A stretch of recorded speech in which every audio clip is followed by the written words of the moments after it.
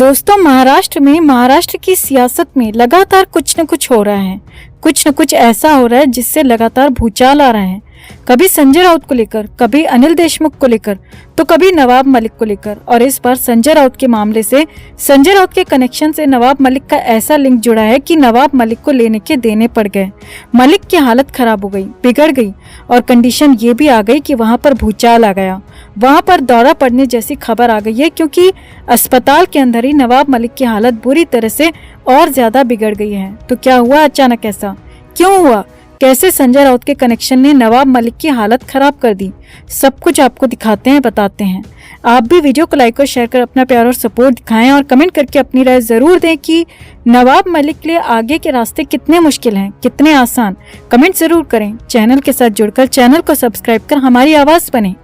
तो संजय राउत और नवाब मलिक को करीब करीब एक जैसे जुर्म में पकड़ा गया था। दोनों पर एक जैसा ही आरोप लगाया गया था, और वो भी आरोप था मनी लॉन्ड्रिंग का। आरोप था पैसों को इधर से उधर करने का, हेरफेर करने का।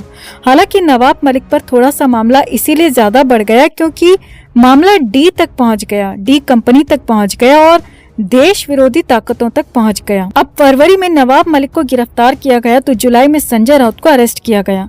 लेकिन संजय राउत को बेल मिल चुकी है। जी हाँ, संजय राउत जुलाई में गिरफ्तार होने के बाद भी बेल पा चुके हैं। बेल पर उन्हें छोड़ दिया गया है। लेकिन नवाब मलिक अभी भी जमानत हासिल नहीं कर पाए हैं। अब इसी बीच बुधवार को ऐसा कुछ हुआ जिससे नया भूचाल आ गया, नया बवाल बढ़ गया। और उसके बाद सोमवार को जो हुआ, यानी कि अगले 6 दिन में जो हुआ, उसने नवाब मलिक की हालत खराब कर दी, कंडीशन बेहद ज्यादा खराब कर दी।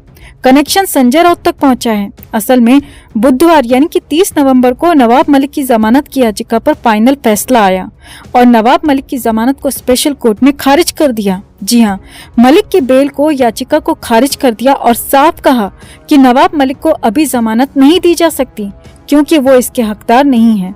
इसके लिए उनके खिलाफ पर्याप्त सबूत हैं। नवाब मलिक की तरफ से पेश हुए वकील अमित देसाई ने कहा कि नवाब मलिक एक निर्दोष खरीदार हैं।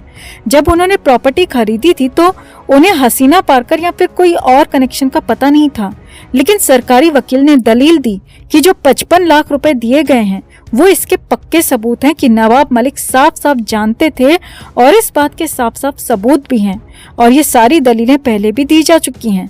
लेकिन इस बार ये दलीलें इसीलिए ज्यादा महत्वपूर्ण थी क्योंकि बेल पर सुनवाई हो रही थी, बेल पर फैसला आना था, और अंत में कोर्ट ने नवाब मलिक को जमानत देने से इनकार कर दिया, बेल की याचिका को खारिज कर दिया। अब ये सब कुछ हुआ कोर्ट में, लेकिन इसके बाद जो हुआ वो अस्पताल में हुआ था, जो हैरानी भरा था, चौंकाने वाला था। क्योंकि 30 नवंबर के बाद नवाब मलिक की तबीयत जो खराब थी वो अचानक और ज्यादा खराब होने लगी। नवाब मलिक की कंडीशन बिगड़ने लगी, दिक्कतें बढ़ने लगी। लेकिन कहानी में ट्विस्ट आया सोमवार की शाम को। जी हाँ, सोमवार यानी 5 दिसंबर की शाम को इस मामले में नया ट्विस्ट आ गया, बड़ा ट्विस्ट आ गया, जिसमें पता चला कि नवाब मलिक की तबीयत और ज्यादा खराब हो गई। नवाब मलिक मुंबई के अस्पताल में भर्ती हैं। प्राइवेट अस्पताल में उनका इलाज चल रहा है लंबे समय से। लेकिन खबर है बड़े सूत्रों के मुताबिक कि 5 दिसंबर यानी सोमवार के दिन में उनकी तबीयत ज्यादा बिगड़ने लगी, और शाम होते होते और ज्यादा खराब हो गई। अब सूत्रों का यहाँ तक कहना है कि उन्हें एंजाइटी का अटैक आ गया, दौरा पड़ गया। जी हाँ, और इसकी वजह बने संजय राउत। जी हाँ, सूत्रों के मुताबिक बार बार अपने घर वालों से, अपने करीबियों से, अपने वकीलों से यही बात कहते हैं कि ऐसे ही मामले में संजय राउत को जमानत मिल गई। संजय राउत जेल से बाहर आ गए, बाहर बेखौफ घूम रहे हैं, लेकिन उनको जमानत नहीं मिल रही, और उन्हें कब बेल मिलेगी। और इसी बात को लेकर लगातार नवाब मलिक टेंशन में रहते हैं, और सोमवार के दिन ये टेंशन कुछ ज्यादा ही बढ़ गई और हालात खराब हो गए, क्योंकि हाल फिलहाल ही नवाब मलिक की बेल की प्ली खारिज हुई थी। और इधर संजय राउत का नाम लेकर, संजय राउत की बात कहकर नवाब मलिक को दौरा पड़ गया। सूत्रों के मुताबिक ऐसी खबरें आ रही हैं। हालांकि आनन फानन में उन्हें क्रिटिकल केयर में शिफ्ट किया गया, उनकी हालत को स्टेबल किया गया, उनका लगातार इलाज भी जारी है। लेकिन बड़ी बात यह है कि नवाब मलिक की कंडीशन वैसे ही पहले से ही खराब है।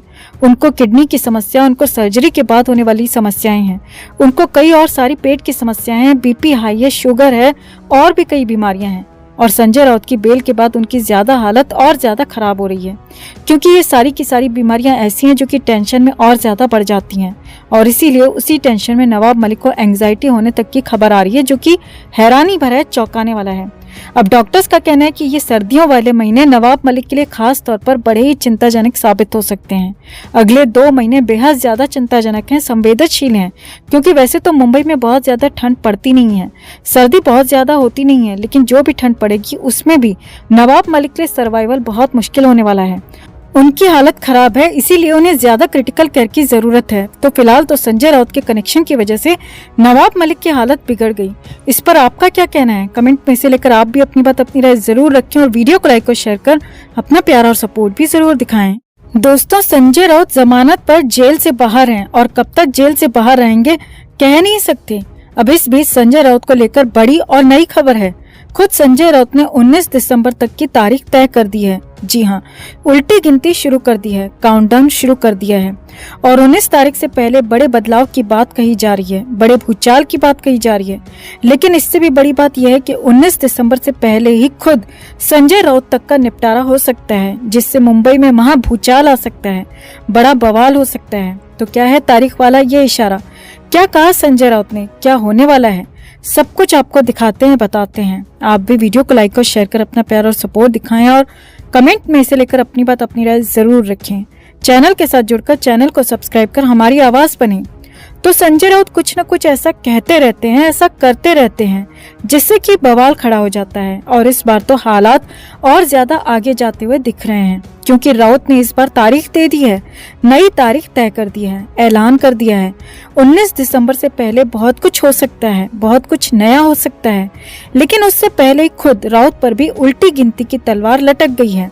असल में संजय राउत ने पहले कहा था कि महाराष्ट्र में राज्यपाल को हटाया जाए, भगत सिंह कोश्यारी को शिवाजी पर विवादित बात को लेकर हटाया जाए, और इसकी मांग लगातार संजय राउत पहले भी करते रहे हैं और इस बार भी की है। लेकिन इस बार नई और बड़ी बात यह है कि संजय राउत ने तारीख दे दी है और वो तारीख है 19 दिसंबर।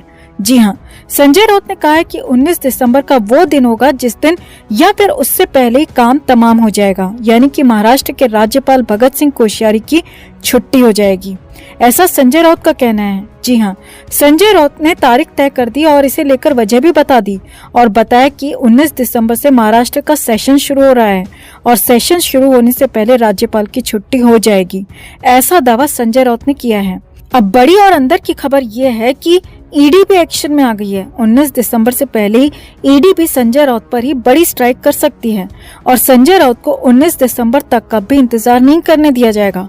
उससे पहले ही बड़ा एक्शन खुद संजय राउत पर हो सकता है और इस बार ईडी और ज्यादा पुख्ता तैयारी के साथ और ज्यादा पुख्ता सबूत और गवाहों के साथ आ रही है और ईडी इस बार कांड कर सकती है 19 दिसंबर से पहले संजय राउत को लेकर। अब इन दोनों ही बातों में जो भी होता है, या कहें कि जो भी पहले होता है, उस पर बवाल होना तय है। महाराष्ट्र की सियासत में भूचाल आना तय है, विधानसभा में हंगामा होना तय है।